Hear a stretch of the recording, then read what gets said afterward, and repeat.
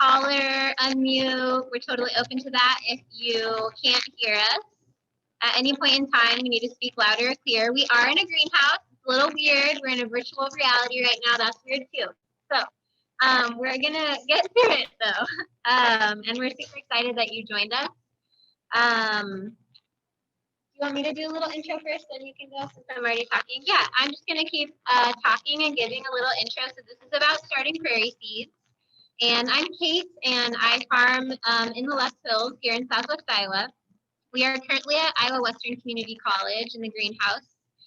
And we're so grateful to Iowa Western for allowing us to do education here. We did in-person classes, obviously previously COVID times. And now we're doing some virtual stuff. We're trying that out. We'll hopefully do a few of these, but we're just really grateful that they've allowed us to have space here. So Lance is from Golden Hills, and they do a bunch of seed starting here. He can tell you a bit more about that in a second. And I actually use this space for not farming for my farm, but for another project that I work on with Lutheran Family Services of Nebraska, which is a New American and Refugee Farming project called Global Roots. So we use space in the greenhouse to start all of those seeds for that group of farmers. So really awesome. Yeah, I think that's like a little introduction. I'll share more later, but if you are looking for prairie seeds or prairie plants, we're going to go over some amazing places to get local ecotype seeds. But as far as the farming that I do, I'm really focused on medicinal herbs as well as prairie natives. That's kind of my, I guess, emphasis, or what I really, really love to work with, what plants I love to work with. So yeah. Lance, you want to talk about Golden Hills here? Hello, everyone. I'm Lance Griswold at Golden Hills RC&D. And like Cait said, we've been doing quite a bit of seed harvesting this year. We've primarily been doing it at remnant prairies in the Lust Hills, a lot of county parks, and we've also done some with state parks and even private lands. Some of the seed, depending on where we get it, has to stay, like for the DNR, we can't take it off site. So that just stays with the DNR for their restoration projects. But some of the counties are more flexible in the private lands. So they let us harvest seed that we have kept for this project to grow native plants. We also have a mix of seed from Lust Hills remnants that we'll be putting into packets to give away or sell, probably at like the nature centers in the area.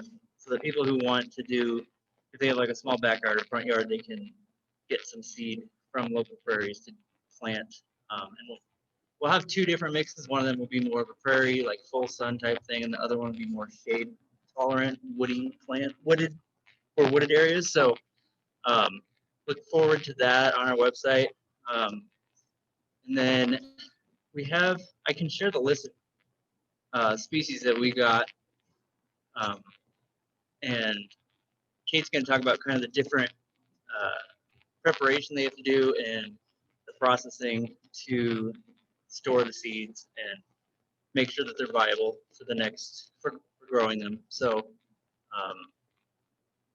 we had a couple weeks ago, we had a seed processing day. So we took some of the seeds that require some different preparation and kind of, pulled the seeds out of the seed heads and the pods and that kind of thing. So we need to do some more of that, and we'll show a little bit of that tonight.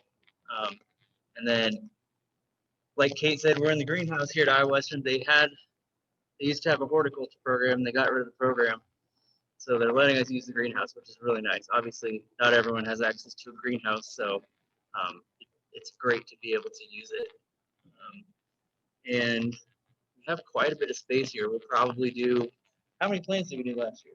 I don't know, several thousand plants. So next spring, we hope to do some native plant sales. So all this information will be on Golden Hills website and social media. So if you have any questions about this project, the seed harvest, we'll be doing that next year again too. And then the growing native plants over the winter. So if you have any questions about either of those, just feel free to let me know. Cait is more of the expert on the actual growing plants. So hand it over to her.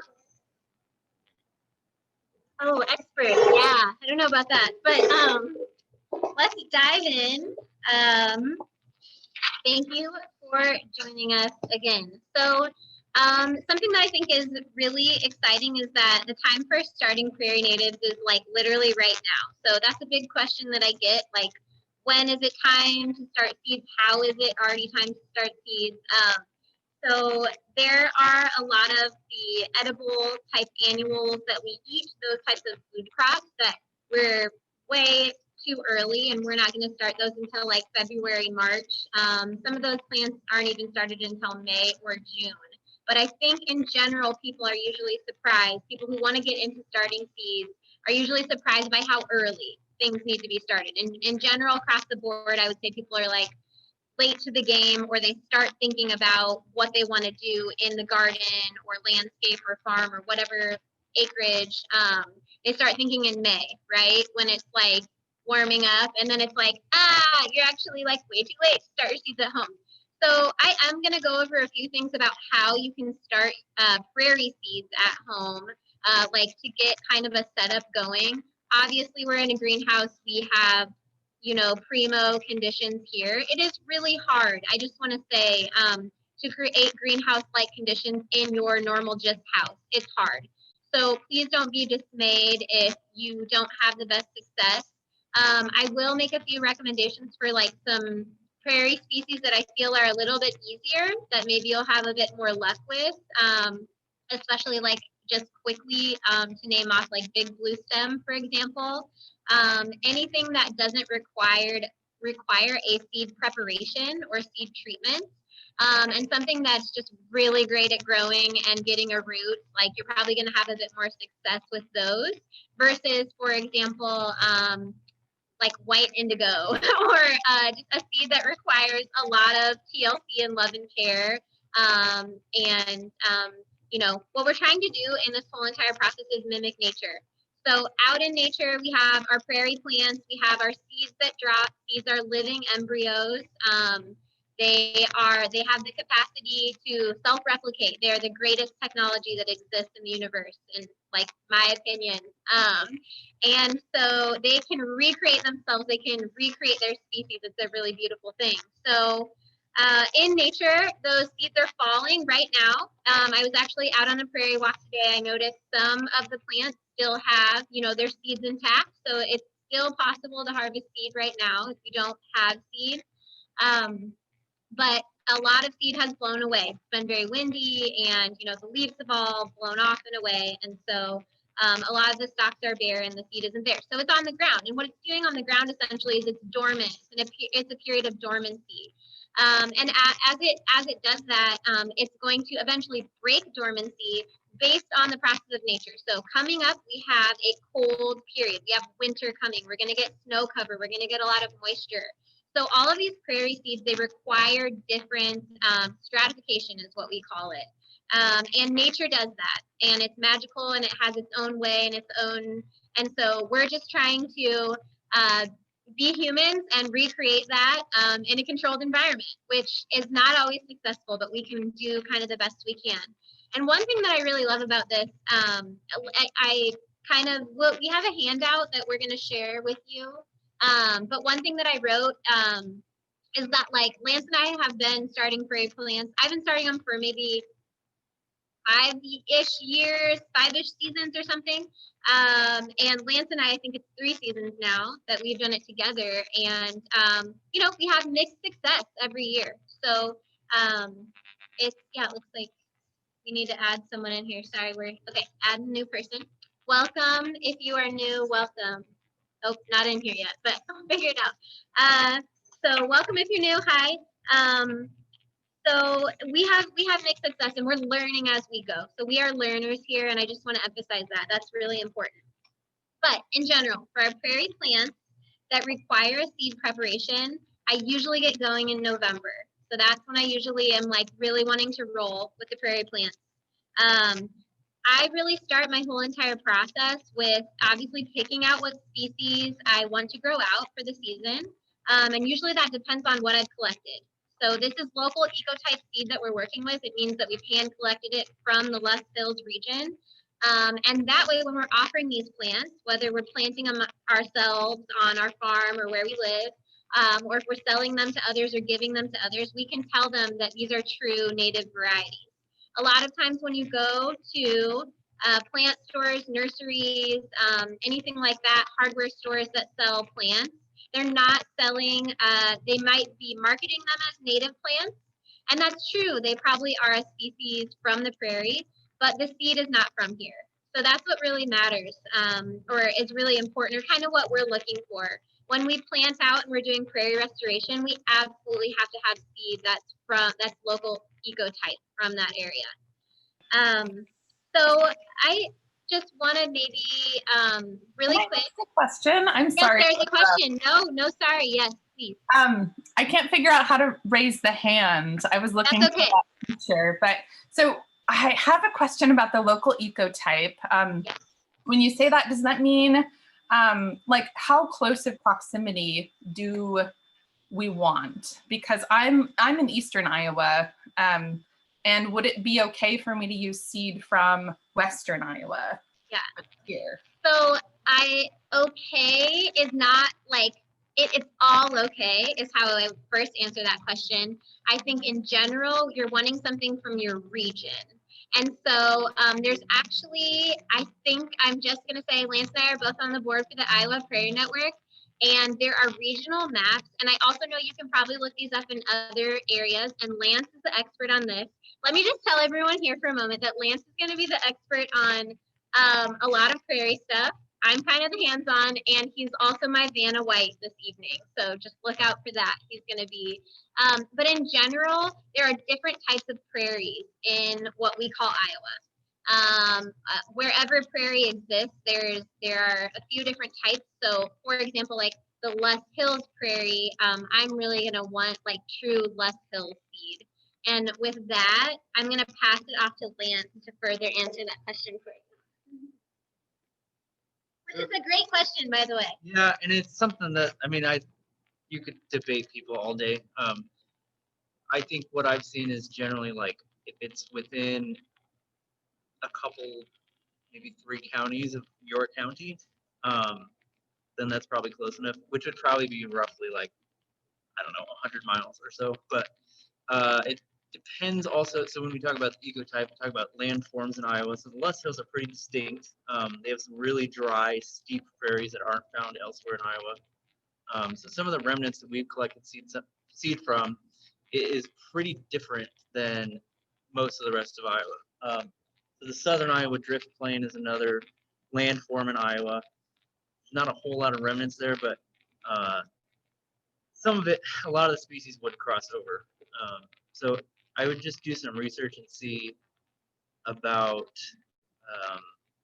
where, if you're able to find out where the seed came from, if it's from a remnant, especially, and then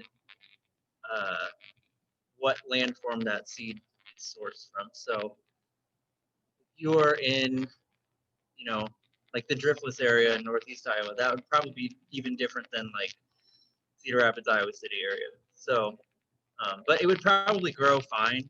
So it just depends on what your goals are too. Like Cait said, for this project, we're really focusing on the Les Hills. We have quite a few, the majority of the remnant prairies left in Iowa are in the Les Hills. So we're kind of lucky in that aspect. But if you don't have, if remnants aren't accessible to you, then I would say, find something as close as possible. If you are going out to collect seed on your own, just make sure that you have permission from whatever site, if it's state or county or whatever. I know there's a lot of remnant prairies on old pioneer cemeteries too, and sometimes they'll let you collect seed there. Another thing that I've heard is it kind of depends. People will say more. It's more important on how far north or south versus east-west. So, like in southern Iowa, is going to be different than northern Iowa because they have, warmer climate generally.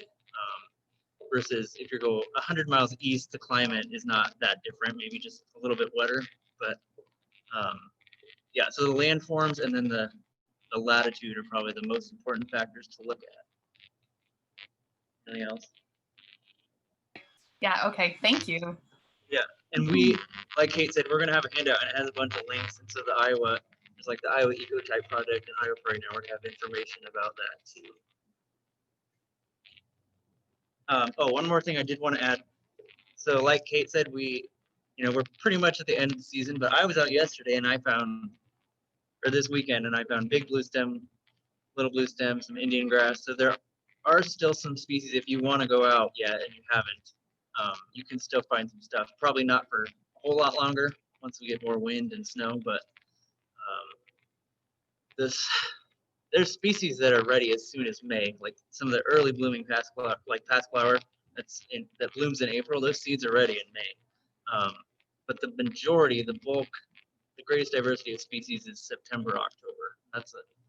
I was going out like multiple times a week this year. So I have a spreadsheet I can share too that has the bloom times and the seed harvest dates for a lot of different species, and I think that's helpful just to kind of plan out if you have specific species in mind. Yeah, so kind of a summation of that, I think, is as close as possible. I also was collecting today. I have seeds in my pocket. I have dotted blazing star and little blue stem still left over in my pockets. Usually that's the thing. I really love that sheet Lance was just talking about is amazing because that's all part of this is understanding when the species are in bloom and when they're going to seed. And really the key to all prairie seed starting or growing out of prairie plants is getting to know the prairie and getting to know the seasonality and literally like walking out in prairie as much as you can. That is also how I feel, or like I feel is the best way to learn the species, learn the names. And it's really, really key and important as you're growing out species that you are properly identifying them. So there's a lot of common names out there, and I just want to suggest that I love those common names. They're beautiful. They often have a story with them.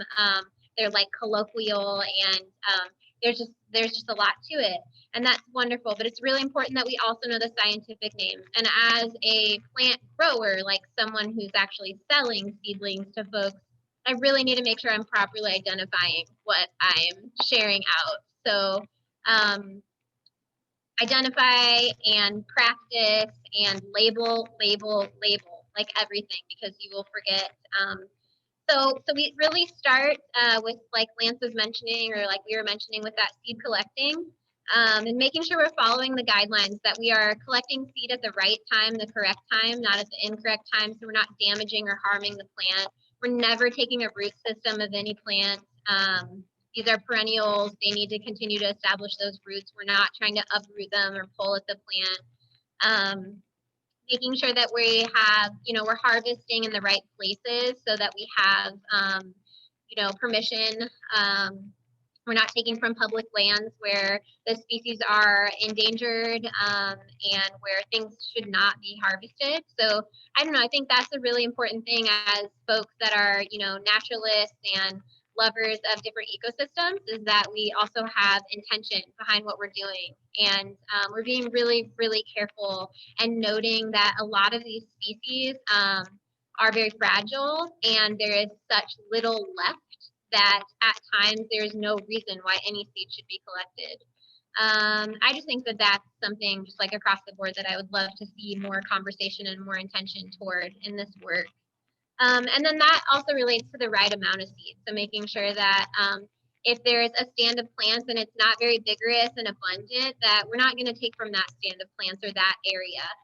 If we are, and so that's something that I experience where I'm at on the farm where I live. There are various plants that there's a tiny remnant area, and there really aren't that many species. And so I feel that it's, really important that I am working with that seed and I'm releasing it back into that area versus collecting it and things like that. So Lance mentioned that seed collecting it's ongoing. So we have some like examples. Lance mentioned past flower prairie violet. The seed is ready in June. So it's the seed collecting is not only in the fall, and that's something I'm really, I'm really still learning, and I'm not very good at the early seed collecting. I kind of just like I'm out there looking at the greens and the wild edibles and the blooms, and I'm not paying a lot of attention to the seed that's ready to be collected. So early on. Yeah, Lance wants to say something about that. Yeah. So going back to local ecotype, past flower is an interesting plant because in the West Hills it grows basically Harrison County north. It doesn't grow south of there, so that's if you're not familiar. That's like about a half hour north of Council Bluffs is Harrison County. So you'll find past flower at the West Hills State Forest. There's tons of it in a lot of places, and then if you go north of there, you'll find more. But south of there, it doesn't grow. And so for our purposes and for the seed that we've been harvesting, we're not taking the seed from Harrison County and bringing it south because the past flower doesn't naturally grow here. It's just right on the southern edge. So the seed that we got in Harrison County, we're keeping in Harrison County. So again, that's why it kind of just depends on what your goals are. Yucca is another interesting plant that it grows on the steepest westernmost bluffs of the West Hills, but you probably won't find it growing naturally elsewhere in Iowa. So that's one that we picked some seed from remnants on the western Les Hills, but we're not going to take that east because it probably won't grow very well. What's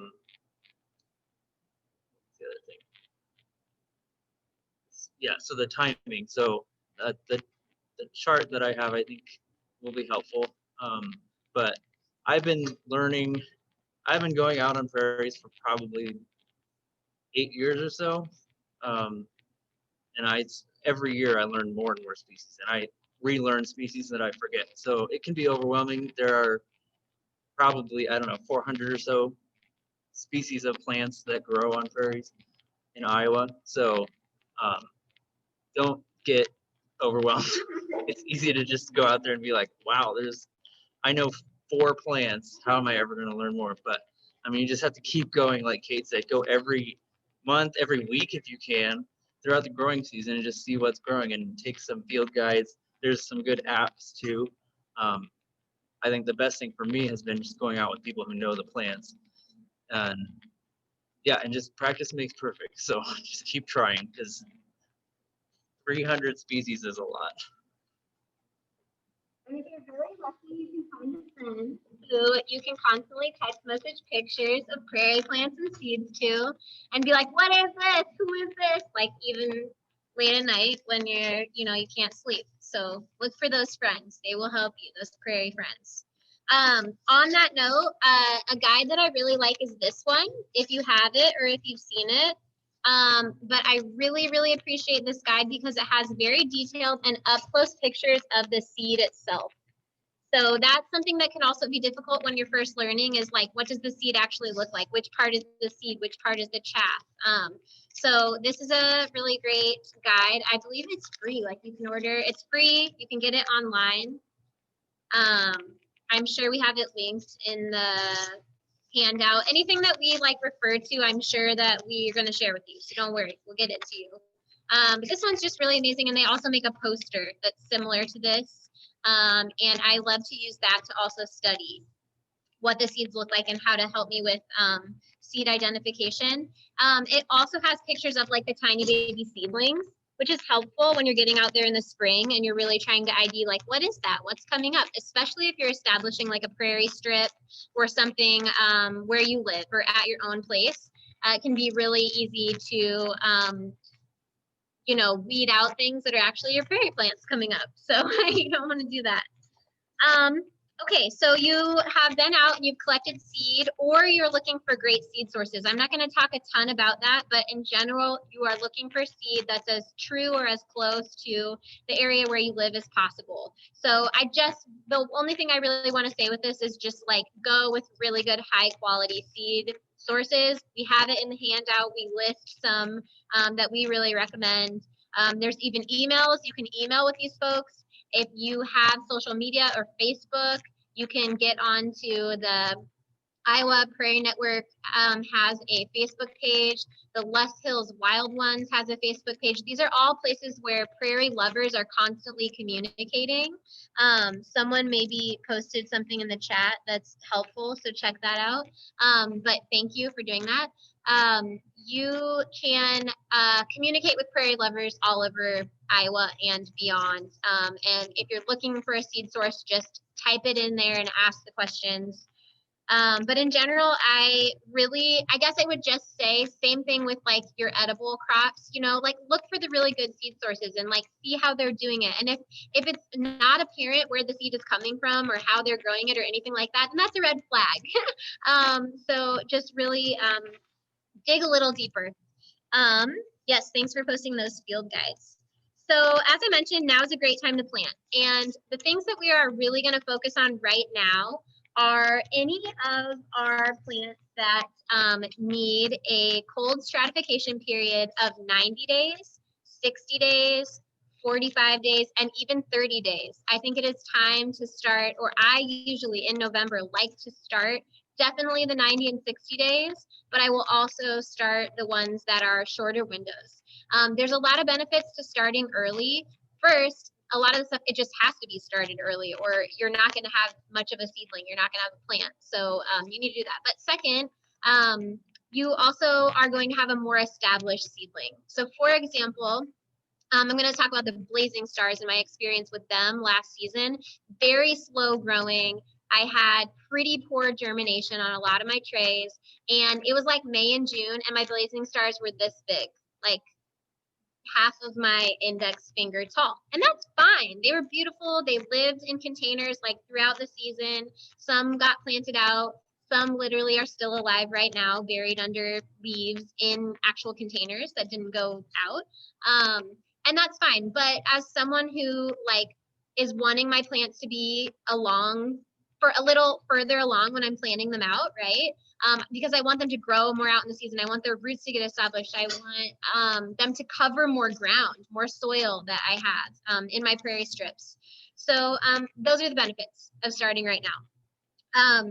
The main thing that there's two ways for this stratification, and we will link to this, but this is one of my absolute favorites. Oh, this isn't the list, is it? This isn't the big list. Did we bring that up on the thing? Okay, well, we'll get it to you. But this is just the cover page. Okay. So there is a very large list that goes by plant species that tells you what the codes are. Now, if you're ordering seed, it will also be on your seed packet. You will see it. So here, kind of zooming in, it says C90 here on this Echinacea. Okay. You can find all that information on like the seed website. But one of my favorite things is this guide that like lists all the seed codes for the most common prairie species in our area. So I usually just sit through that. I take my hand collected seed and I write like on my packet what the codes are. So I code everything and then I have a spreadsheet. And on my spreadsheet, I start at the very top with the ones that need the longest stratification. So all my 90 days. So, and this is how I create my seed starting schedule. So I know like 90 days, it's time, it's go time. And really I'm feeling a little late right now. I'm like, like, oh yes, we can share it on the screen. Lance has it. He can fancily share something with you. Can you bring it up? Oh, well, this one's yours. Share your nerdy sheet. That's cool. This one? Yeah, that one. Okay. How do we do it? Thank you for being so patient. I'm technology and me. We aren't friends. We try. Yes. Okay, can you see this? Can everyone see this sheet? Okay, there's nods. Yes, yes. Okay. I sorted this by germination code here in this column. Yep. These are the ones that we have. Yep. Yeah. So these are species. Those germ codes are really important to know. You'll see that A's are at the top. Those are the ones, take a look at those. I'm going to recommend those are your friends. Those don't necessarily need to be started right now. You can if you're just excited and you're kind of ready to go, but you have plenty of time. I would say February and March are good time to start those with the A code. And an A code means that the seed does not require any type of preparation. You can go ahead and just plant it. And I'm going to show you that here in a minute. So those are great ones. But really, we are going to work with, so we're definitely going to work with this Echinacea, this species. Various Echinacea species need the 90-day stratification. So there's two ways that we can go about that. I'm just going to dive right in here. The first way that we can do is the refrigeration method. Again, this is all going to be, it is in the handout. But in order to do that, we are just going to take paper towels. And we want them to be moist. This is already, because we're in a greenhouse, it's like dried out more than I want it to be right now. But we want our paper towel to be nice and moist, and we just need that. And we need a Ziploc bag, maybe a little bigger than this, depending on how much seed you have. And you're essentially just going to lay your seed. See if you can see that, right? You can see my hands and checking in. Wonderful. Okay. So you're just gonna really lay your seed on your moist paper towel. I'm gonna just like kind of go ahead and use 2 here. And there's no perfect way to do it, but just kind of spreading it out as I want to. And I'm just gonna like kind of gently wrap up this seed. This is like a fair bit of seed here. I'm a little bit more precise when I do it because I have like a very specific number of each species I start. But for at-home grower, just kind of take it on there. This is already, like I said, it's not as damp as I want it, so you can take a little spray bottle and just kind of spray it a little bit more. You don't want it to be sopping wet, but you do want it to be nice and damp. You can kind of fold those corners in, and then you're just going to put it in your Ziploc bag, and then you're going to actually store these in your refrigerator. The most important part here is labeling. You want to label it with today's date. You want to label it with the species, the scientific name. And then I like to just kind of put these in a tray or like a container in the refrigerator. Now you don't want them to get like too moist. So if you're kind of noticing that that's happening, if you have a lot of condensation in your refrigerator, try to put these in like kind of a drier area of your refrigerator, but you want it to stay cold. And then you need to check it every week because this will dry out. And you need to keep this moist. So it needs moist, cold. That's what cold stratification process is. So label it, and then I just kind of put them in a container and like stack that whole thing in my fridge. And I'm like, awesome, 90 days, go seed, you got this.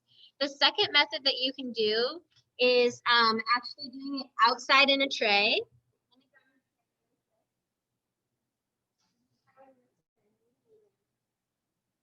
Okay, so we have a plug tray here. Maybe this is something that you've used in seed starting before. It's not too blurry, that might be better. Okay, so I have my plug tray and my soil in here is already moist. So that's the most important thing, is that you choose a high quality, good, fine soil mix. So we want like a germination mix. This is a germination mix. It's really fine. It's not potting soil. It's not just like straight up potting soil from a hardware store or something like that. So that's going to be the most ideal if you can source that. And with that, bring this back up here. I'm going to be moving around a lot now. So like, please interrupt if you can't hear me or if you need me to repeat something. But we source our mix from Beautiful Land. And this is a local Iowa company. I absolutely adore them.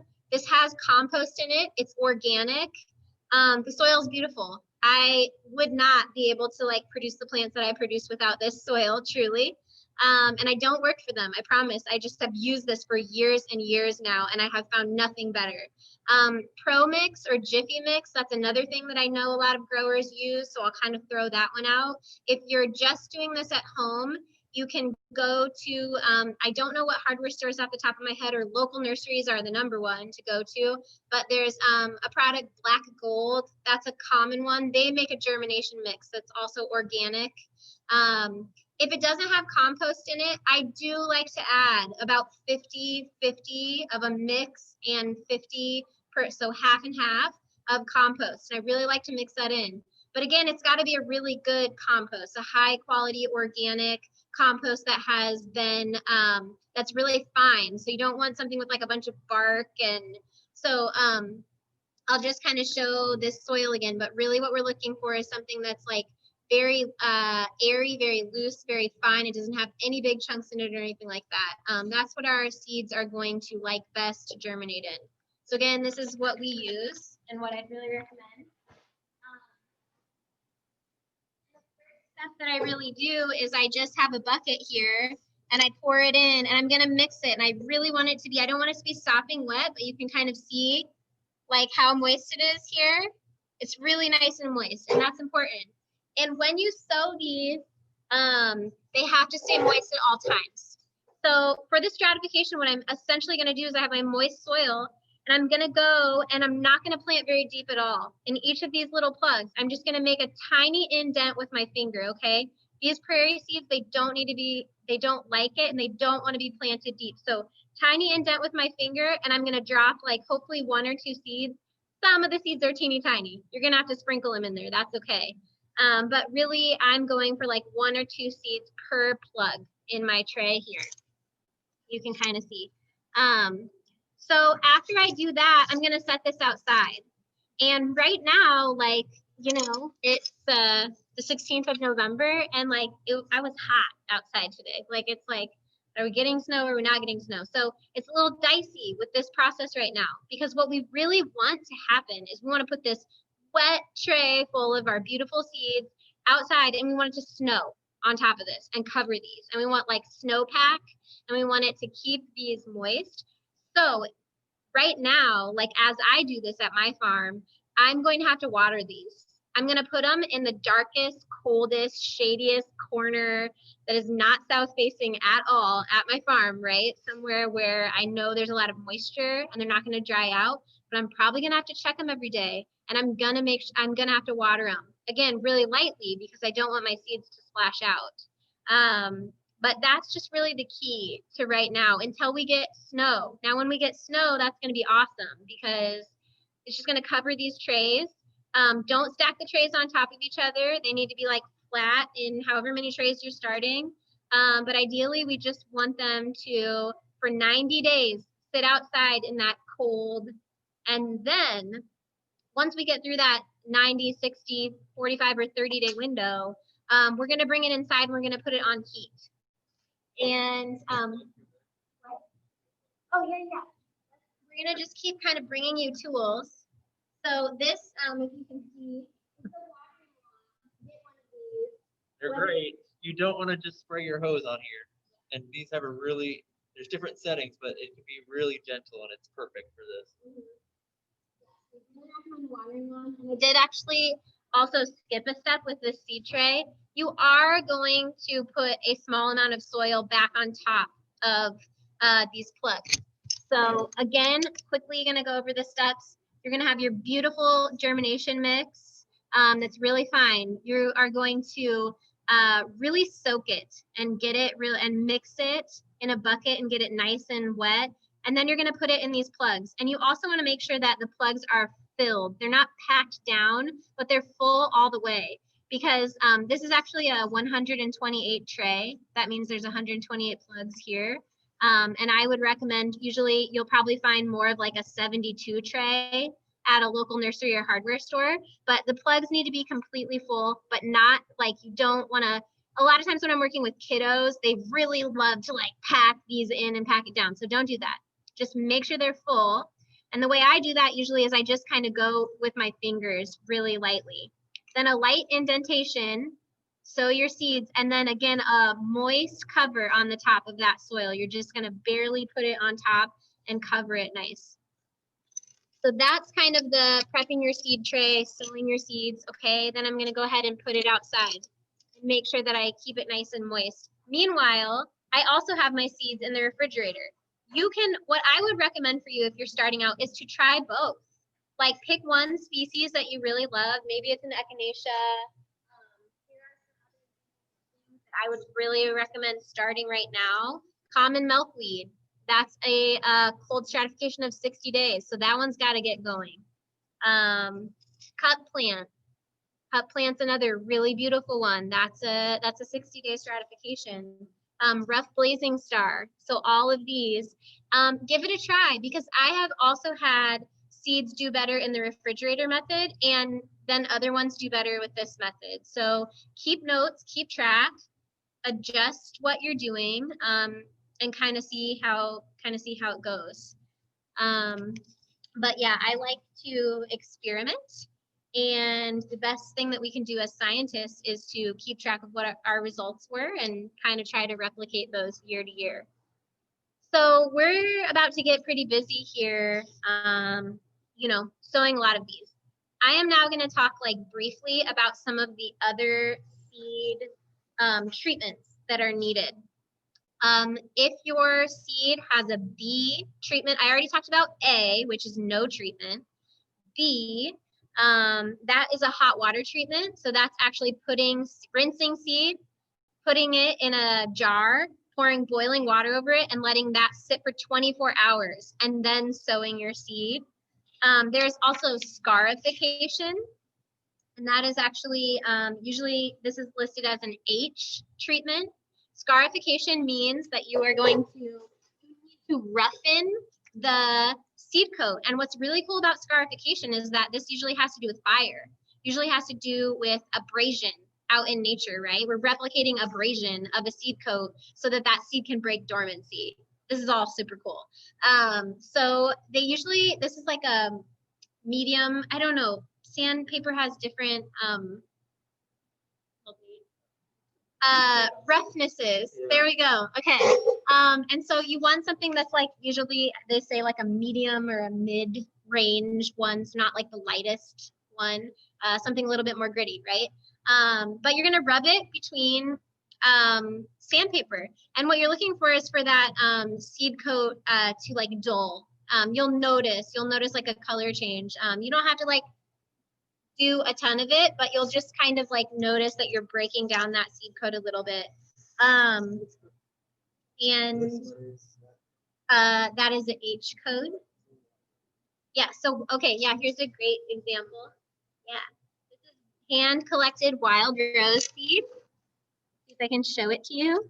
Oh yeah, right there. Okay, so this is wild rose. So wild rose,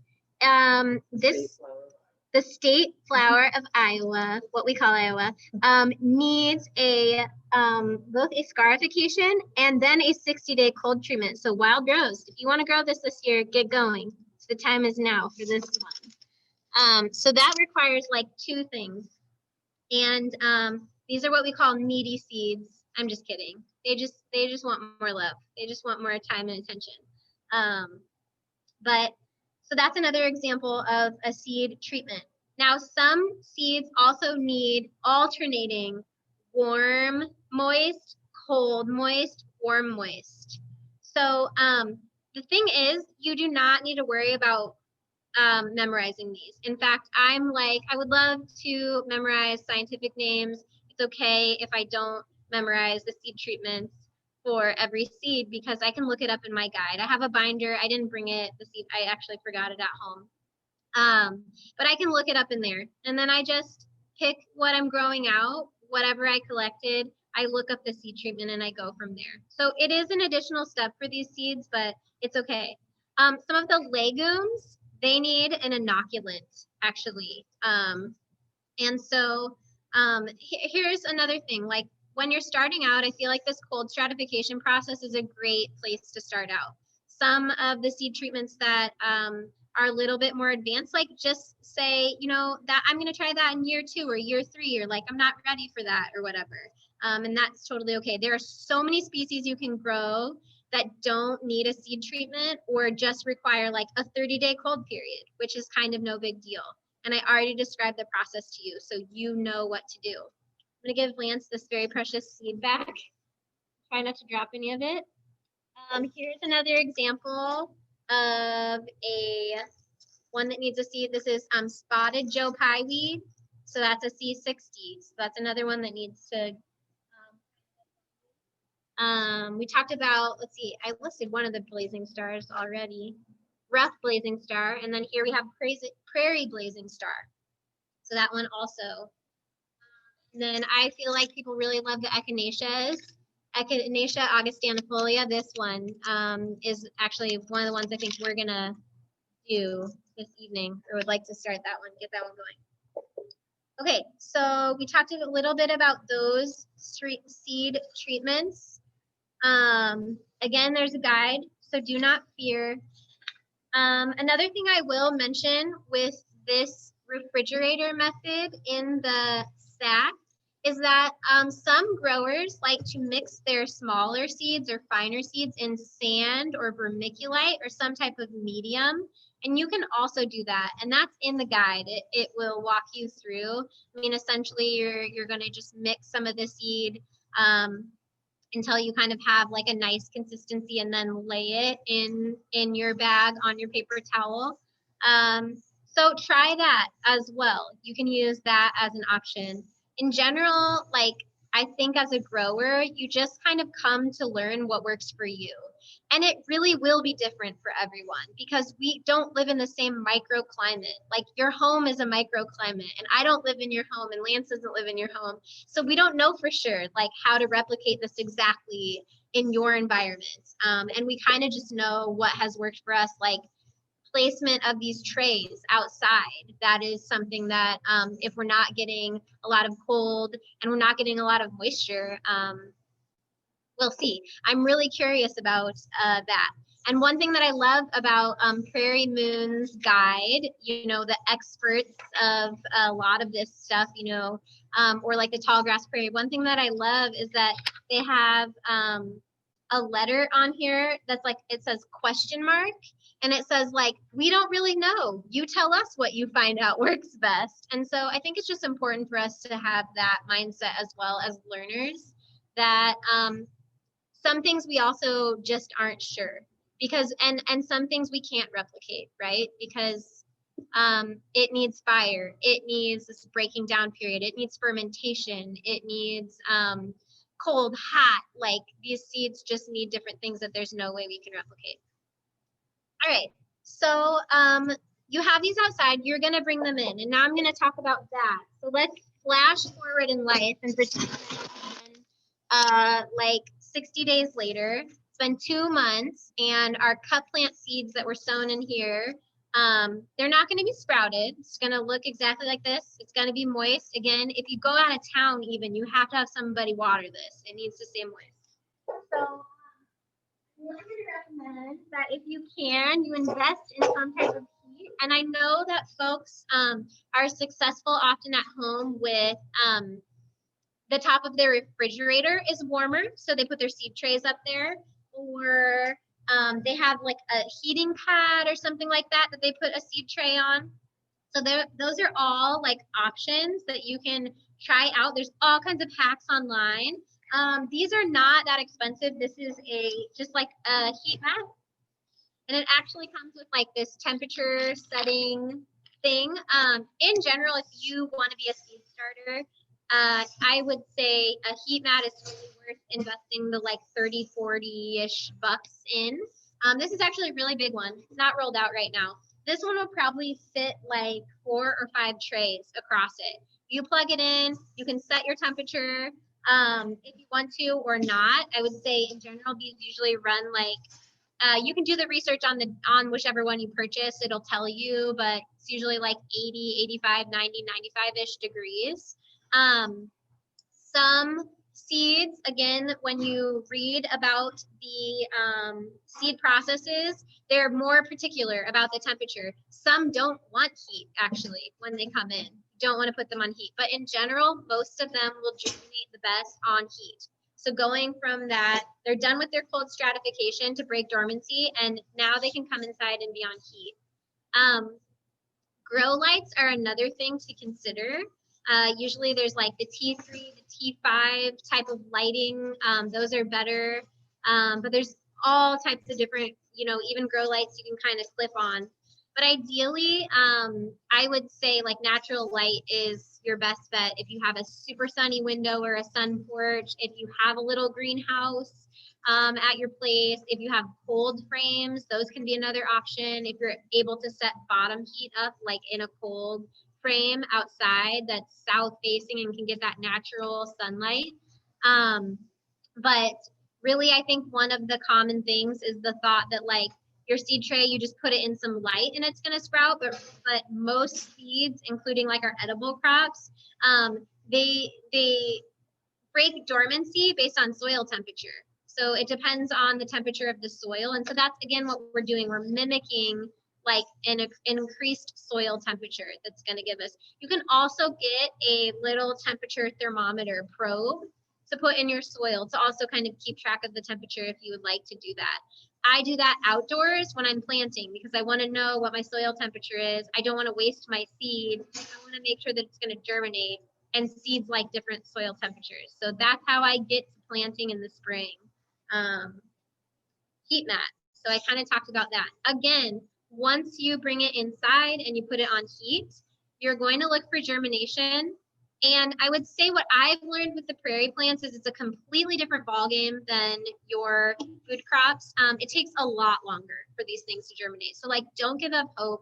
Continue to lightly water. Make sure these plugs they really need to be moist the whole entire way through. So not just on the top and during this like whole process. But I usually have to like wait a lot longer with the food crops. If this stuff isn't sprouted in like 7 days or at the most 14 days, like I am ready to put it in the compost and start over. But that's different with the prairie plants. They're a little bit slower, and that's kind of something to keep track of. Some of them will germinate though, quite quickly.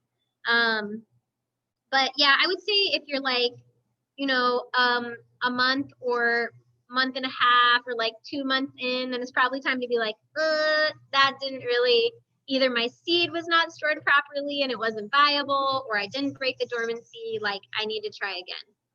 And I get to those points often too, where it just didn't work out and I have to reseed trays if I want to grow that species. So that's another benefit of starting early and kind of starting some of these things now. All right, so once you see about 1/3 to 1/2 of this tray germinate, then it's time to take it off the heat. So we don't keep it on the heat for its full lifespan.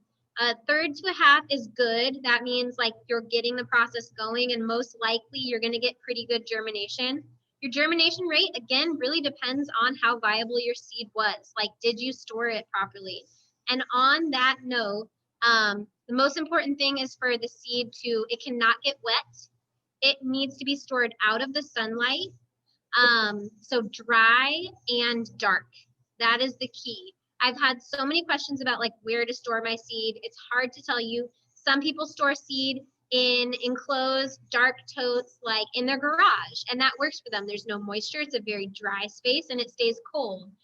Some people store their seeds in like paper packets like this, actually in Ziploc bags in their freezer. That's another method that you can do, as long as it's like dry and you're not going to get condensation.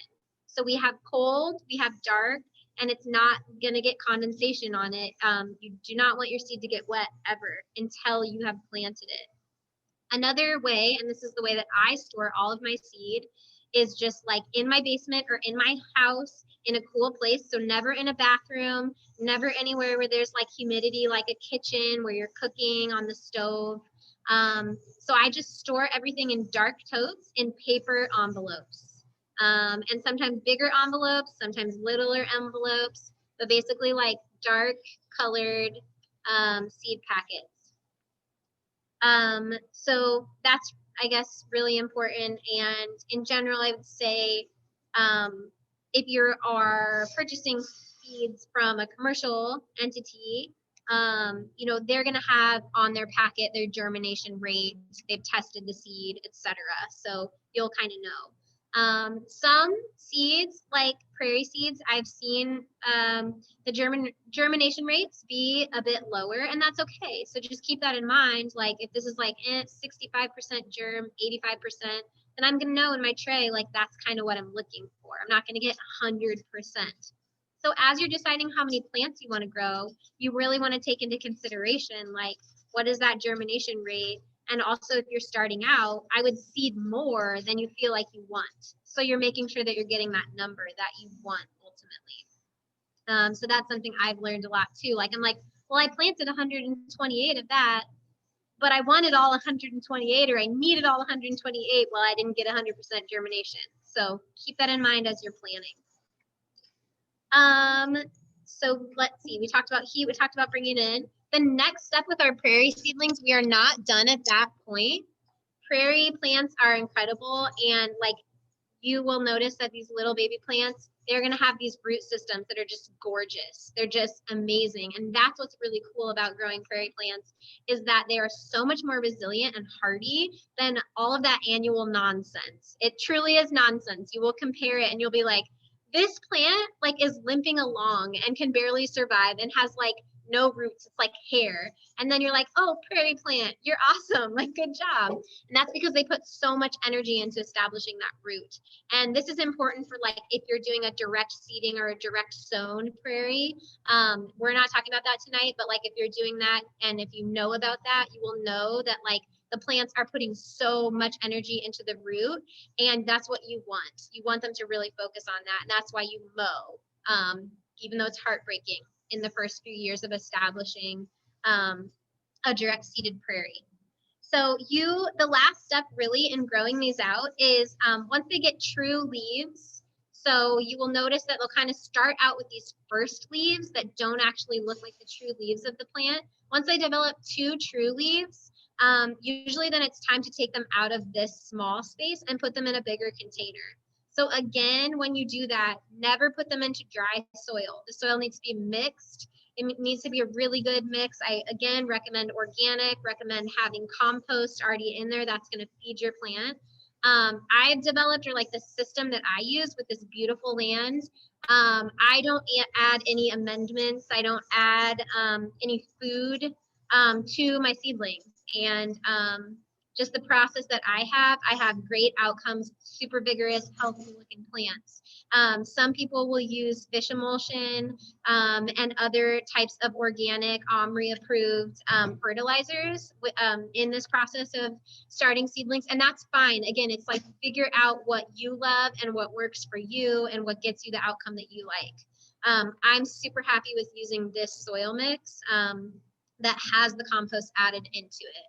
So this process is called potting up. And at this point, we're basically just going to be taking our little baby seedlings. I wish we had some to show you. I almost brought some yarrow, but then I forgot it at the farm, so I didn't bring it, sorry, tonight. But you're gonna pop them out of these and put them in, you know, really any size of container. Let me grab a container.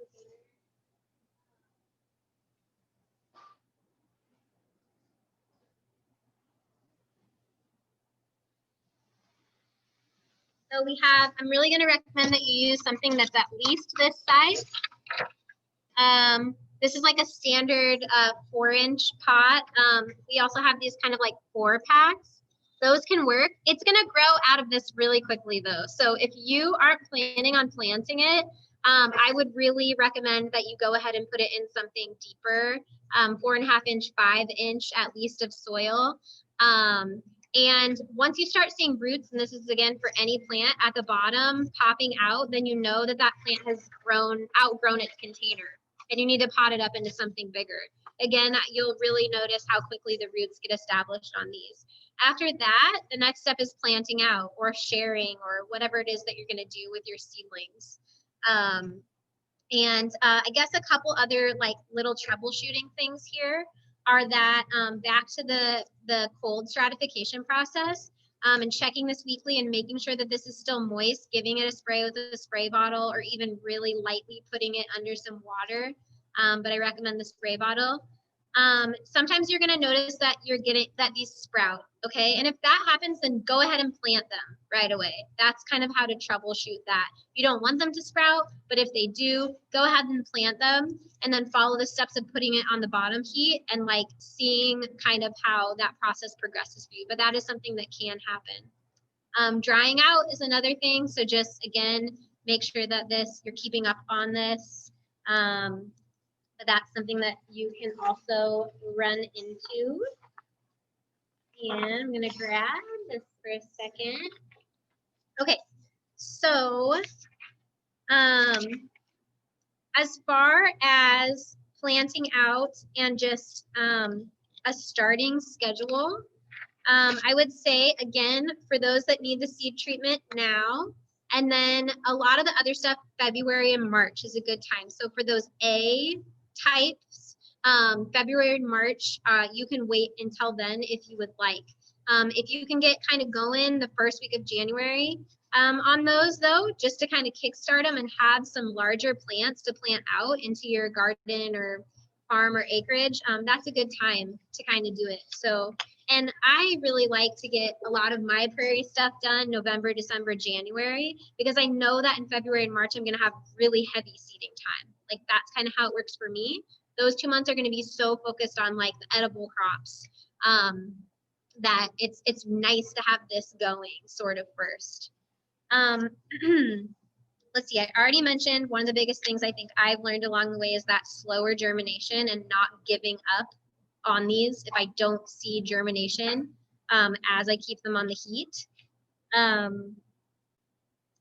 And yeah, I think those are, there's some other info in here that you can just kind of read through. I'm not going to cover it about like how to do your own germination test, super simple. A lot more information on the true leaves and roots.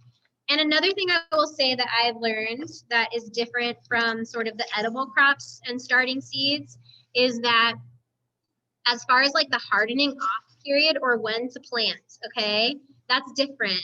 Prairie plants, I like as soon as the soil can be worked, the stuff that I get quicker germination on, you know, I put it out. And again, this is also why it's really important. I plant it out.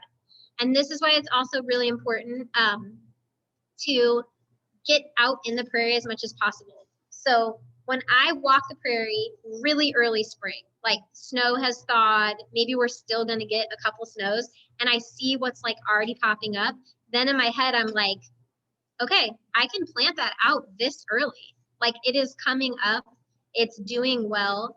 And so a lot of these actually can be planted in very early spring.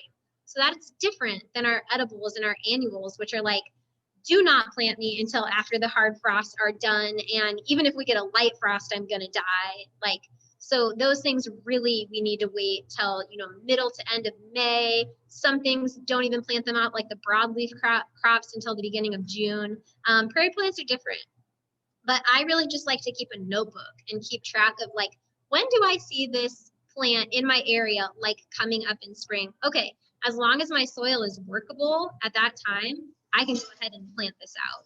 And I think that's great too, because again, you're going to get that plant way more established in one season. Like I am literally amazed how quickly these establish. I have cut plant that's like only in its second year and it's like 20 feet tall. Like it's ridiculous. I don't even know what's happening. I would just say like, even my blue stem, you know, in one season is just gigantic, and I planted it in early spring. So it's pretty amazing how quickly these get established. It also really matters on your soil. Everything, absolutely everything in all of this is about your soil and having a healthy soil. You need a very, very rich, nutrient-rich, workable soil. So if you are running into like compacted, clayey, things like that soils, prairie plants are your friend. They will establish there. They will grow. They will grow anywhere. Again, because they're so good on that root production. But it can, you know, I really think amending your soil is super key, and putting a lot of work into and emphasizing that. That will give you better success with the growing out of these. Once you get these established, you know, then you have the opportunity to collect your own seed from your own species. And I think that in all of this, that is such a huge win-win. When we are cultivating plants rather than taking from these remnants that are really fragile and hanging on, we can get local ecotype seed, grow it out, and then collect our own seed from that. And that's something I feel really strongly about, like wild edibles as well. Is like, I want to collect seed and eat the plants that I'm cultivating versus the ones that are really struggling to just like maintain their livelihood out in wild spaces. So that's something that I think is really beautiful about getting into this process as well. With that, I am going to, let's go over here, because this is cool, and see what Lance is doing. And while we're doing that, think about what thoughts and questions you have. Actually, why don't you actually come right here, Lance? I'll just move this tray. Think about what questions you might have, or like what's coming up for you for a minute here, and then we'll dive into that. We'll kind of take some thoughts.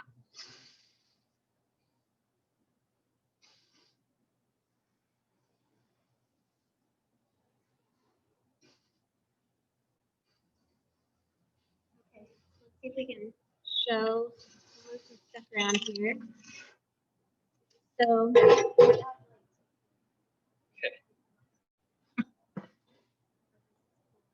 So I have a bunch of Baptisia seed, which is white wild indigo. It comes in pods. It's in the bean family. But what I did was I just crushed all these. I stepped on them. I put them in a bag, stomped on them, and then there you see.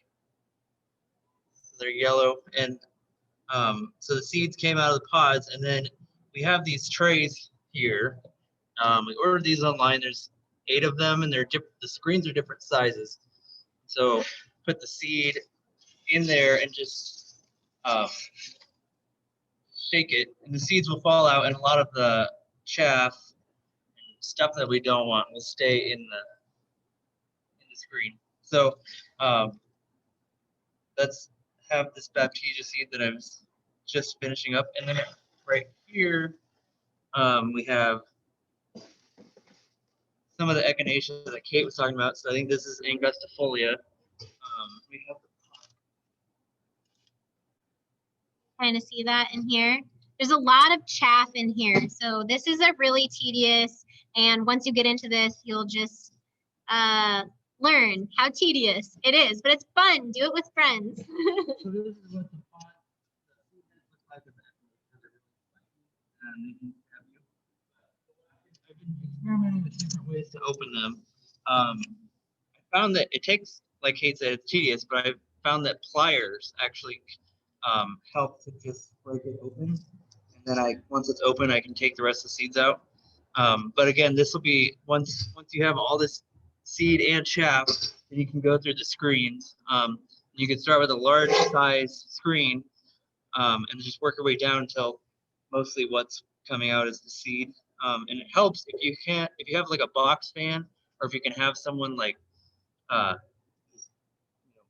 waving something to get airflow, then a lot of the light stuff will fly away and the seeds will fall straight down. So that's a good way to clean it. Yeah, this one I think so far the Echinacea has been the most time consuming to get out.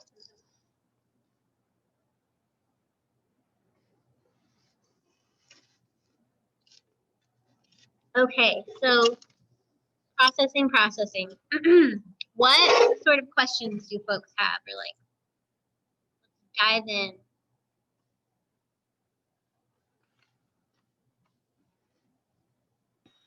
Also, feel free to type them in the chat. Oh, there is, I'm gonna click on that. I know in this Zoom era, I don't even want to call it that. That makes me sad.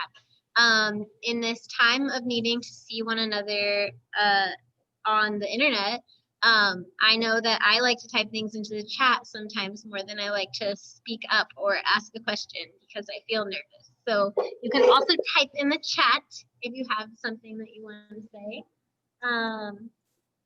Otherwise, yes, go ahead. Question.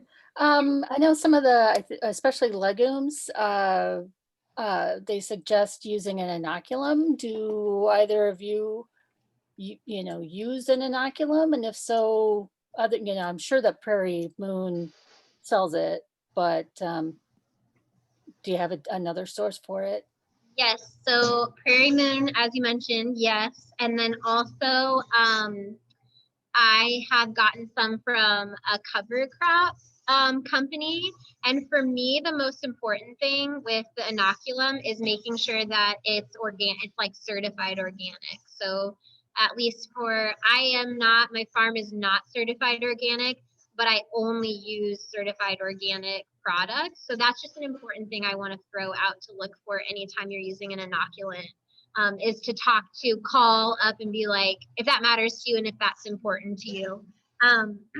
But yeah, that's something also that you can use to soak your seeds and to prepare them. I don't know if we have anything this season that we're growing out that we'll be using that requires it. Is it a powder that you mix into water, or that you just dust the seeds with, or how does it work? Yeah, a powder, and then I think there's also gel form as well. It just kind of depends like where you're getting it from, and but yeah, I've used a powder that you dilute. So I have a couple questions. Yeah, can I say one quick thing, not to interrupt you, but Lance said so lead plant is a plant that we're still learning, and it is a tough one. And Lance just said that he's heard some growers have luck using an inoculant with lead plant. Go for it. Yeah. So on the topic of the inoculant, so you said that process of the stratification process is essentially like mimicking what's happening in nature, but on the human scale. And is an inoculant something like that mimics fire, or it mimics like, I don't know, like herbivory, like, or, some kind of animal like eating the seed and then processing it, or is it just, what is that actually mimicking? Lance says he thinks mycorrhiza. I think I'm seeing also that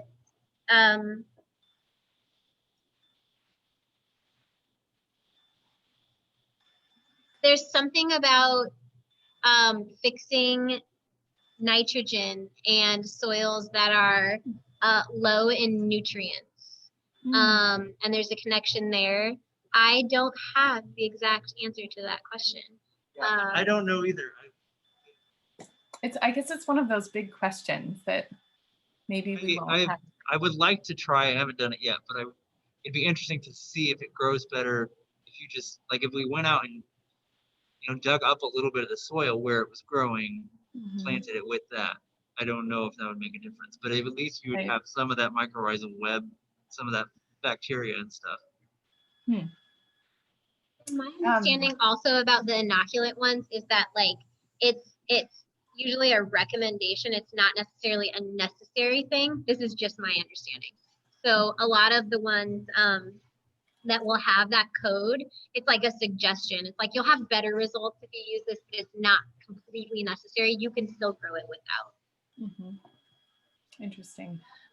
So, and then on the topic of slow germination, I realize that all the prairie seeds are typically a little slower to get going, but is that more seed specific? Like, would you start to like understand the nuances between certain species of plants and like that process being a little bit slower or quicker depending on what type of plant it is?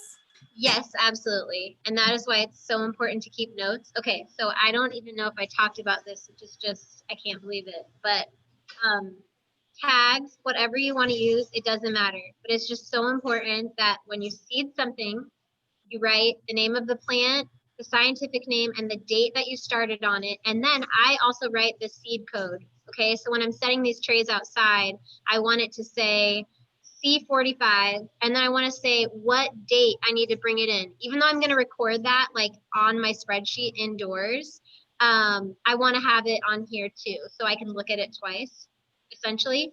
Also, even though you write with a Sharpie on these, even if you buy like nice ones, and it snows a bunch, like you might lose your tag. So put multiple tags in there. That's a good practice as well.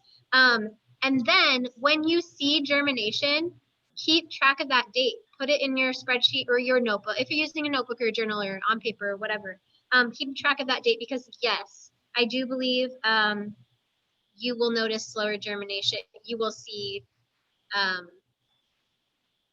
it's important to note that, because if you get fed up and you're like, it's been a month and a half and this hasn't germinated, but then if you have your notes from last year and you're like, oh, this one took a month and a half last year, then you're like, okay, cool, I'm on track, great, just keep going the course. It's likely to germinate. So yes, I've noticed that. I can't right now on my head throw out specific white indigo though. Baptisias, they take forever. Mhm. I would say a lot of stuff sometimes it's a month. Once I bring it in, still waiting a month to like see something, but not everything. Some things are like ready to go. Blue vervain, yarrow, echinacea, they're like ready. They're gonna pop up. But that's a cool thing. I think all of this tracking data is so key and so crucial for being a grower, because we need people to keep track of that, so that we're like, oh, okay, I see like what's happening here. So I mean, I think like the best way to become a better farmer, scientist, grower, land tender, whatever, is to have that notebook and just keep track of everything. The weather, when things sprout, when they go to flower, you know, what their location was this year, because that's the other cool thing about prairie species is like they're going to change locations too. They move around. You're going to see a species pop up in one area and establish itself, and then over time it might be way over there. Okay. Yeah. Cool. And then Baptisia, how do you guys get to that seed before the weevils do? When do you harvest it? Yes, that's a great question. And sometimes there are weevils and you clean them out. I don't, yeah. I this year I was just able to get a lot of the pods, so I ended up having a pretty good amount of seed, but there were plenty that had nothing in them too, and a lot of the dead weevils just probably are still in the seed mix that I got. So, but yeah, there are plenty of them, and I've also noticed that's one where sometimes they get mold inside. So that's another good reason that you want to store them in a dry place to prevent the mold. Great question. Are there any seeds that you can harvest a little early, and will they ripen if you collect them off the plant? I mean, for instance, like the Baptisia, would that be something to collect early and then let it ripen? I don't know. That's a great question. I don't know about the Baptisia specifically, but in general, with seed saving, we want the seed to mature on the plant. That's the most ideal. Now, if it doesn't, and again, you know, we didn't get into this a lot, but we do, and like Lance does a bunch of seed collecting workshops. They're so awesome and so fun, and stay tuned for next year. We're done for this season, but if for some reason you cannot allow the seed to mature on the plant, you can harvest the plant and bring it in to let that seed dry. However, it's recommended that you uproot the plant. It's recommended that you take as much of the plant as possible, hang it, and then allow that seed to mature. Now, with prairie plant, I'm not recommending with these, with perennials, that you uproot the plant. Obviously, that's obvious, but you could cut the stalk. You could leave the root and cut the stalk and then try to get the seed to mature. But seed isn't usually viable if it has not fully matured. And that's a big thing, you know, when we were out seed collecting this fall and late summer, a lot of seed got collected that wasn't mature, but that's a learning process, you know, to identify it, because even amongst the species like lead plant versus one of the grasses, you know, it looks way different when it's mature, different color, different texture. But yeah, we're looking for those darker, brittle, snap. I always am like, it needs to snap with your fingernail, you know, or not if it's a seed that does it, but you know, when it's truly hard. There's I'm sorry to interrupt, but there are seed pods that will explode and, you know, just Yes. drive that seed, you know, feet away. So I mean, those you have to collect, you know. So there's a window Yep, where, you know, it's still on the plant and it's good to go, and you need to get it at the right time, otherwise absolutely. it's gone. Yes, that's why, I mean, and I have had that happen so many times where I like find a species and I'm so jazzed about it. And I'm like, I'm gonna come out tomorrow and collect this. And I Yeah. show up tomorrow and it's like, the seed's gone. Yeah, that happens a lot. You can use paper bags and Mhm. put them over the seed head of your plant. But with a large rubber band, kind of try and rubber band the bottom, clip the bottom. With paper clips or various ways that you can kind of enclose that paper bag to trap the seed. That's something. And then they make like mesh seed bags. They make for actual seed saving. They make all kinds of things you can buy. I'm just trying to give like super user friendly, something you might have at home, something you could try. Yeah, I have some of those mesh bags. Our city actually got them as reusable vegetable bags Oh when you do yeah, buy produce, yeah. but they are awesome for For seed collecting seeds. collecting, Not the super sweet. fine stuff, but the fluffy stuff, keeping it all together. Yeah. It's a worth buying. That's awesome. So another question about once the prairie seeds germinate and they're inside, you know, they're on that heat mat. Do you recommend having a fan on them for air circulation? No, not necessary. I suppose I do not. Air circulation is definitely important, but I think as long as you have like pretty decent air circulation in your house, you should be okay. I don't know many growers who start things indoors that are putting a fan directly on there. Maybe a box fan I've seen in a setup, you know, with a bunch of like grow tables and the lights and the heat mats, and maybe they just have like a box fan kind of in the room to make circulation. But yeah, you don't want anything necessarily blowing right on your plants. One thing you can do though that will help the plants as they get bigger, like after you pot them up, is to just run your hand across them. Again, that's really good practice for helping the stems strengthen, because again, wind outside, that's what naturally would happen. So I do that with all the seedlings in the greenhouse. I'll just like walk down the table, like run my hand over all of them as they're, you know, once they have gotten that nice stem on them. But no, I don't think a fan, and again, taking them off the heat when you see a third to a half germination, because you don't, keeping them on the heat too long isn't good. You can potentially, the seed can get ruined by getting too hot, and your plants will just, that soil will dry out, because once the plants are going, then you will have to water even more.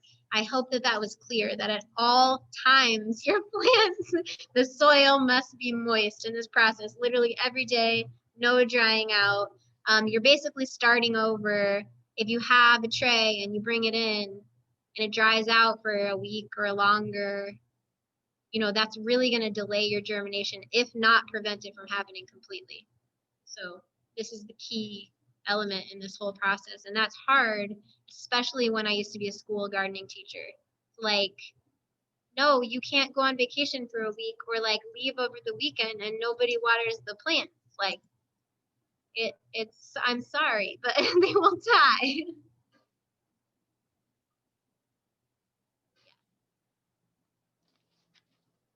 Good questions. Anybody, keep it coming. Anyone else, feel free to also chime in. I'm curious what the Prairie Rose Latin name is, because there's like the Prairie Wild Rose and the Prairie Rose common names. What's that Latin name? Prairie Rose. Is it the Rosa Rosa arkansana. Arkansana? Okay. And that's the, is that like the little short guy, the little really short growing? Yeah, you Okay. will see it on roadsides, like sandy. I see it on, it's all on the roadside where I live, like really sandy. Yeah, smaller. It's more woody, dwarfy. I'm very scientific with all these words right now. Question, are Yeah. there any species where you would want to keep them potted for a year, for more than just the growing season? I mean, you know, you get them started in November, January or whatever. Normally you would put them out in, you know, April, May, but is there a species that you want to baby along? That's a really great question. And I think my answer to that is like, yes, if you have the ability and the space to like, and again, I know I've used this as an example so much, but like Baptisia and oh my gosh, like white indigo, it's like here's what I do. When I'm starting a new species, or maybe it's one I have already worked with, if I'm noticing that like, let's say I did the cold stratification, I brought it in, I put it on heat, I tended it indoors, I set it outside, you know, when I felt like it was warm enough for it to be out, and it's still like this big in September, yeah, I'm gonna keep it in the container and let it overwinter. You know, I'm gonna put it in a great place with all my other containers. I'm gonna mulch it, usually with like leaves or straw on top, give it some insulation. And then I'm gonna pull that back just like I do with my garlic plantings, early spring, you know, check on it. I'm gonna see growth already happening. And I'm gonna wait and maybe plant it, let it grow and establish a little bit more and plant it in year 2. And but you don't have to do that. You can plant the itty bitties in your area. What I have noticed that I often do though, is that it's so small that I forget that it's there. And I'm just working with so many plants. And then I either weed it out because I don't have the time to put a bunch of flags. I mean, ideally you plant it out when it's really tiny and you space it close together. So this relates a lot to planting, which I didn't get a lot into. I always space my prairie plantings a foot apart on a, what's this? Help me, Lance. Like I could draw a picture, it'd be really easy. Like, so I offset them. So like one here, one here, one here, and one down here. And I keep replicating that pattern. It's like a beehive pattern essentially. But I never go greater than a foot apart when I have my plantings. Now, down the road, I'm going to be digging those out likely and moving them around and transplanting or giving them away because it's really going to take off, you know, and that's what you want. You want full coverage. Always keep your soil covered. But I plant close together when I start out. And that's what I recommend to folks too that buy plants from me and are establishing strips at home is, you know, to start out that way. So if you have the itty bitties, plant them even closer together, 4 inches, 6 inches, you know. That would be my recommendation. I really like, I would say in 2 seasons, if you plant things a foot apart, you're going to get pretty much full coverage on your prairie plantings. If you have healthy plants, if they're rigorous, they have that root established and they're doing well, it'll really take off quickly.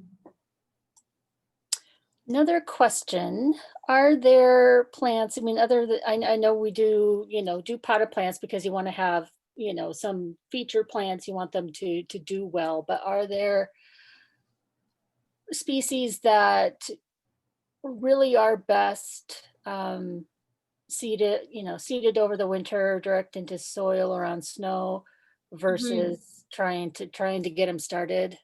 Absolutely. And there's a seed code for that. And I can't remember which one it is. Because again, I don't have them all memorized. M. I think it's M. Is it M? Yes. M. M is one. I also think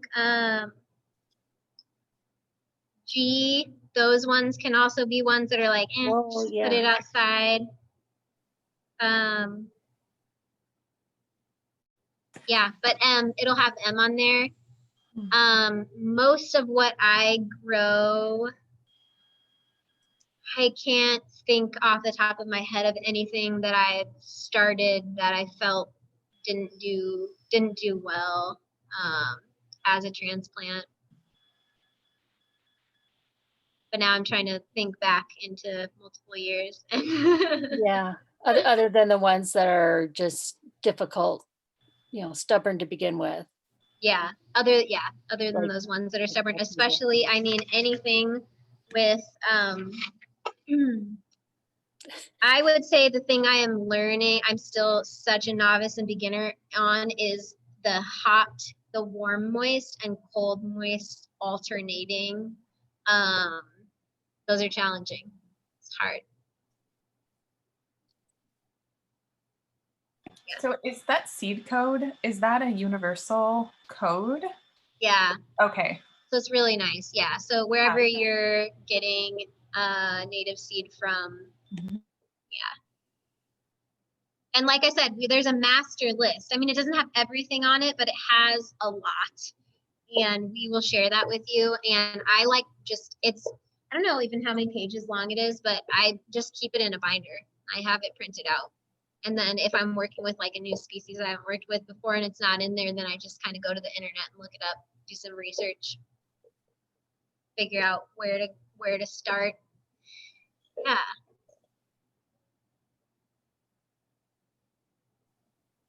What else?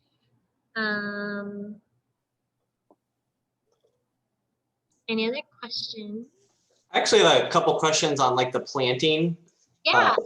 So you said like germination percentage, you tend to only get so many, like 65% of the plugs you plant actually come up.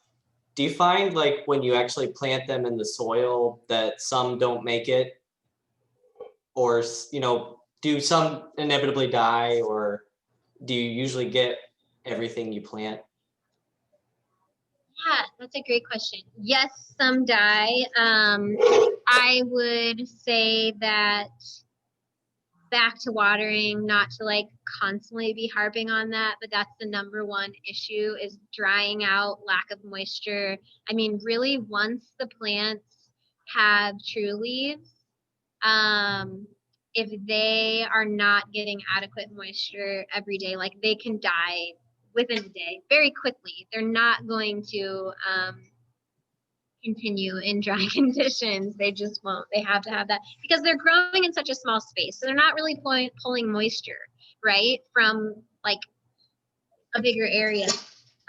So they just have to stay that way. As long as that is happening, no, I don't find that I really lose plants for any other reason.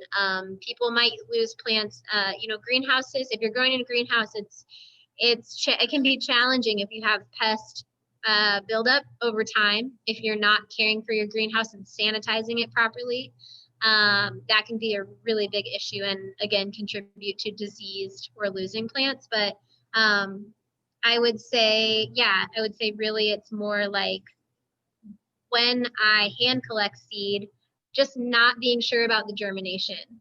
Now I can do the germination tests on my own to kind of get an idea, but it's just really hard to know if it's viable seed or not. So really that's why I overplant, kind of how I mentioned before. I really try to overplant. And then sometimes I'm like super successful and then I'm like, cool, I have 300 of this species. Well, that's great. That just means more people are going to get this year. But yeah, I don't really can't think of any other plant dying Okay. situation. Yeah, I think you kind of answered my next question is what kind of care do you usually do after you plant them? It sounds like mostly just kind of consistent watering. Yeah, so starting out when it's like cooler, again though, keep in mind that no matter where you're growing, like you have your own microclimates. Like my house is different than your house, it's different than Lance's house, this greenhouse is different than all of those. So just really need to keep in mind that you need to observe how quickly things dry out. Some people have really dry houses, like, or spaces wherever they're starting their seeds. So it might be possible that you have to lightly water 3 times a day.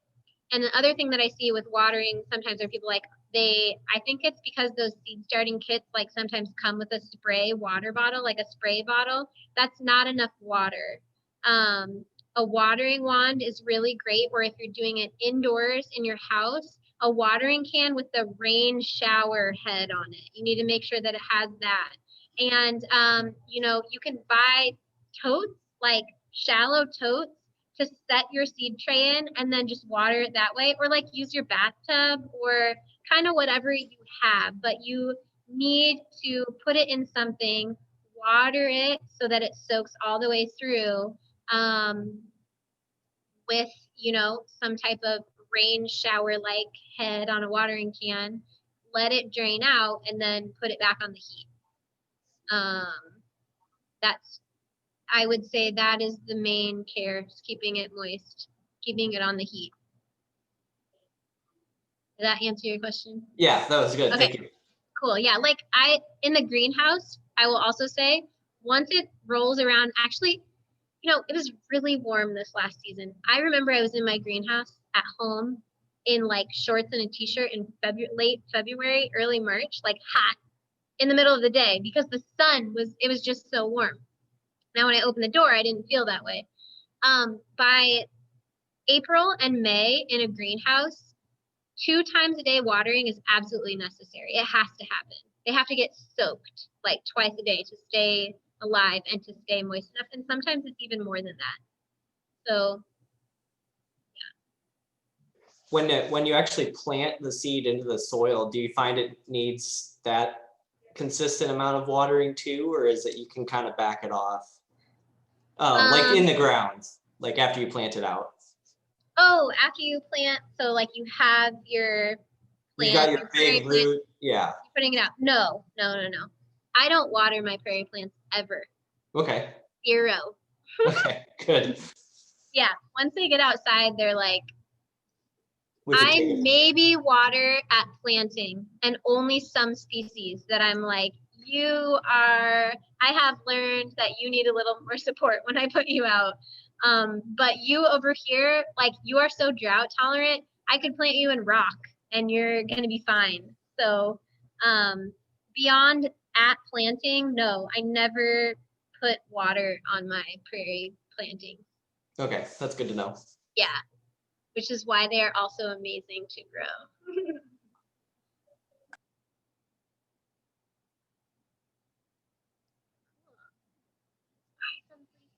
What do you have to say, Leah?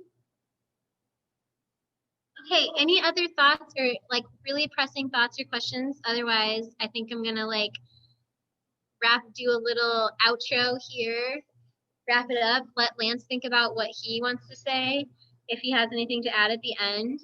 But we just so appreciate you coming.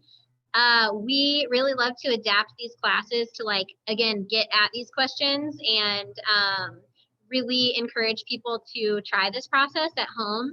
I know it's really hard because we're apart, and I really feel like everything about land tending is just so hands-on, and that's how you learn it.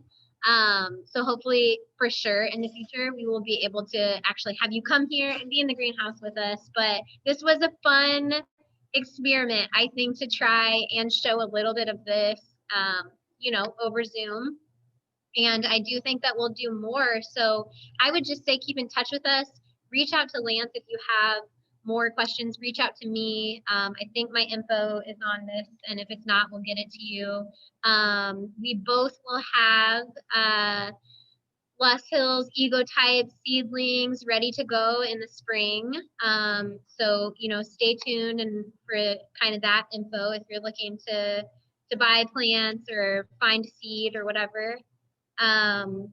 Yeah, and then if you ever, I guess just like if you have feedback, you know, we're really open to doing more of these courses and can cover various different things. So if you want to learn more about the prairie, we could, you know, maybe even do like a seed processing on Zoom kind of thing, show processing different seeds, because that's really fun and just like an endless I mean, honestly, I think the biggest thing is having time to process all the seed can be really hard. Having enough hands to get done. So just thank you so much for joining us. Get out there and start those seeds, and also keep in touch and let us know like how it's going. And again, Iowa Prairie Network is a really great place to like post what you're doing. I see people on there like every week posting like, I saw this in the prairie, or I need help identifying this species, or how are people doing this planting or whatever. So it's just a great place to come together and ask questions about the prairie. I'm gonna let Lance say something. Yeah. Second, what Cait said, thanks for joining us. We hope you think it was worth it, and we probably will do some more this winter. Unfortunately, over Zoom, but hopefully next year we'll do more in-person things. And yeah, so we will share pretty much everything that we're recording this video so we can share the video for you to review, but we're also going to link pretty much everything that we talked about will be in this document that we'll share, including all the germination codes, all the species that we have, the big list that Cait mentioned, which has a couple hundred species. So yeah, we'll share that and you'll have access to all of that. And like Cait said, if you have any questions in the meantime, just let one of us know. Anything else? I have a quick question about a specific plant, the prairie turnip. Is that something that grows in the Les Hills? It does. I have it where I live, and I do not harvest it because it is so just trying. It's just trying to be there. And so we put little like markers, and we're like, okay, don't even, like I tell my kids, I'm like, don't step there, don't step there. Yeah, it does. It's beautiful. It's a really cool one. Yeah, I'd really, you were talking about wild edibles earlier, and that's, I mean, I would never like pull one of those out of the ground because I know that they're either threatened or endangered, or there's just very few of them. But if we could get to a point where, you know, there are more plants like that and we're eating prairie turnips again, wouldn't that be wonderful? Yeah, that is one that is on my like wish list of wanting to cultivate so that it could be harvested. And I have yet to do that, but now I'm like thinking about it and getting inspired about that one again. So yeah, I think the best thing, or like if there were a way to be able to source like the tubers or the fruit or something to look in. I don't have answers on that, but super cool. Yeah. So my family and I, we like to explore Iowa State preserves, and that's what brought us to the Les Hills for the first time. I'm curious when and where I could see prairie turnip growing. And when do they bloom? They bloom, don't they? They have a flower. Yeah. Have you ever seen any?